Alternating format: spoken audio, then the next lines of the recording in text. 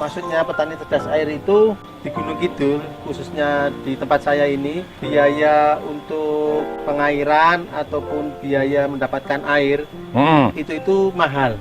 Itu makanya bagaimana saya Sudiarto Kali-Suci ini memberi solusi bertani dengan penggunaan air tepat guna.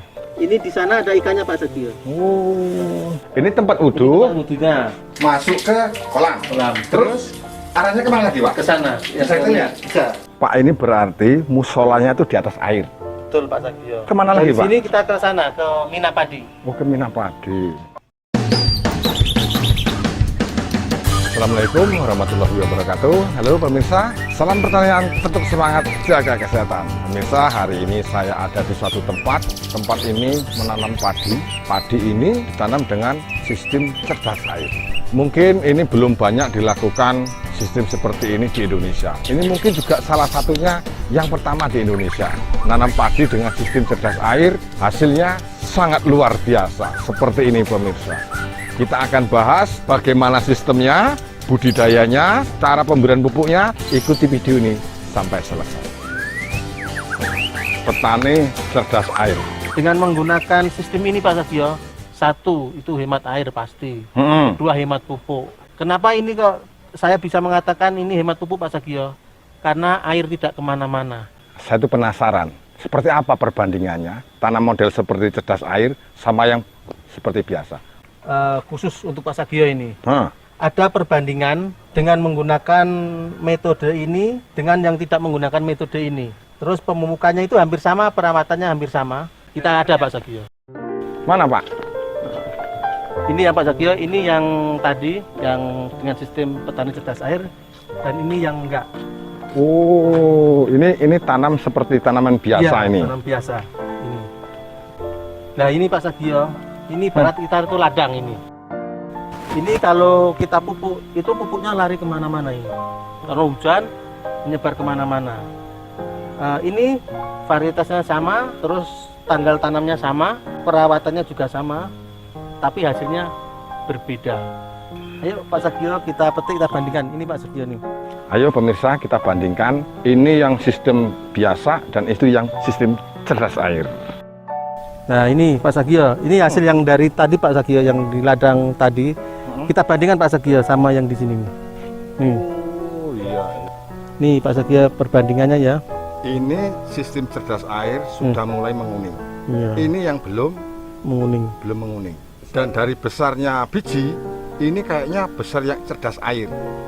Panjangnya bisa dites Pak. Panjangnya tetap beda, dan jumlah bijinya ini tetap beda. Banyak yang cerdas air.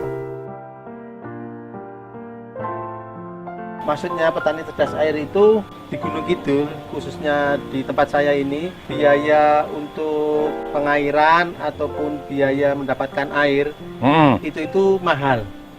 Itu biayanya ya, bukan mahal air, tapi biaya untuk mendapatkan air bersih itu mahal. Itu makanya bagaimana saya Sudiarto Kali-Suci ini memberi solusi bertani dengan penggunaan air tepat guna. Air ke mana-mana karena ini menggunakan plastik UV.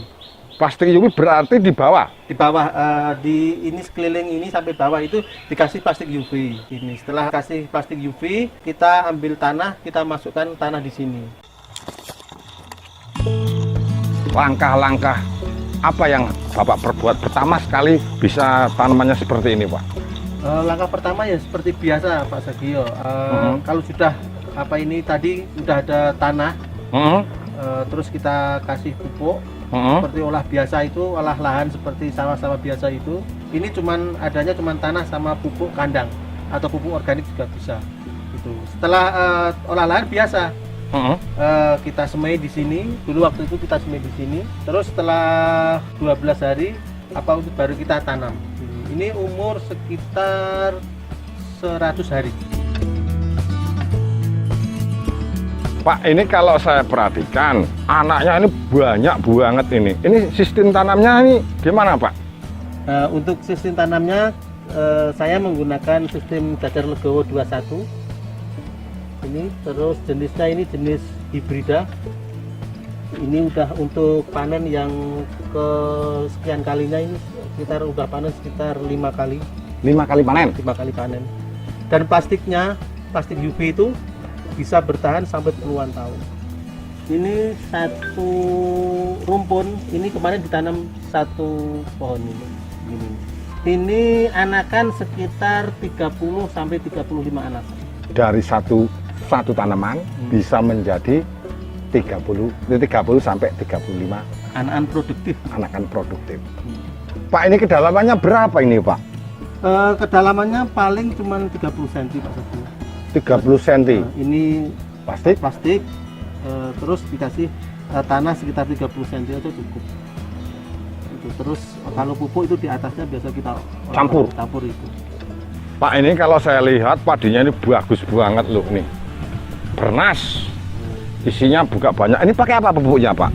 Pupuknya ini pupuk organik full, Pak Sagio. Organik full yang kita buat tadi? Kita bikin tadi. Pemirsa kalau ingin tahu pembuatan pupuknya, lihat di deskripsi. Pemupukannya modelnya seperti apa, Pak? Oh ya, ini pemupukannya seperti biasa, Pak Sagio. Waktu olah tanah, itu kita kasih pupuk dasar. Kasih pupuk dasar? Iya. Paling kemarin ini saya kasih satu karung bagor yang bagor beras itu 25 kilo itu. Nah, terus setelah umur 35 hari atau sampai 40 hari kita pemupukan yang kedua. Itu udah, selain itu kita rawat. Berarti cuma 2 kali pemupukan, setelah itu enggak? Enggak. Ini adalah cuman dipupuk satu periode padi ini cuma dipupuk 2 kali waktu olah lahan sampai sama umur 35 sampai 40 hari. Pak, ini kan tadi model panennya dan pengolahannya seperti apa, Pak? Oh iya. Untuk setelah kita panen, ini panen di atas ini paling 20% tadi. Terus ada 2 jenis tanaman toh. Tanaman ini ada buffer, ada iter. Iter itu tanaman pemakan. Jadinya dia tidak meninggalkan unsur NPK setelah dipanen. Padi ini termasuk makanan iter.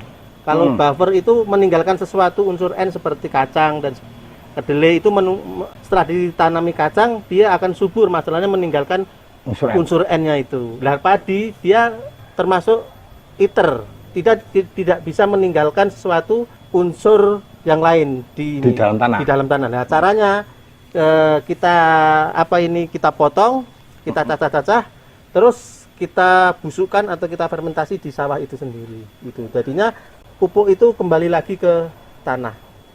Ini setelah ini nanti kita kembalikan lagi, itu akan menjadi pupuk sehingga bisa menyuburkan tanah lagi. Pak, ini airnya dari mana ini, Pak? Kok ini banyak sekali airnya ini? Ini Pak Sagio, ini kan di kampung sini ada Masjid Mini Al Barokah ini.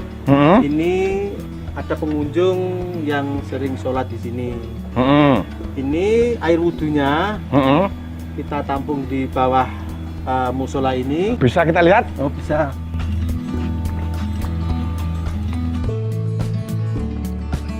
Ini air dari pembuangan air wudhu, Pak Sagio. Oh, ini? Ya. Ini tempat wudhu? Tempat wudhunya. Oh. Ini tempat wudhunya.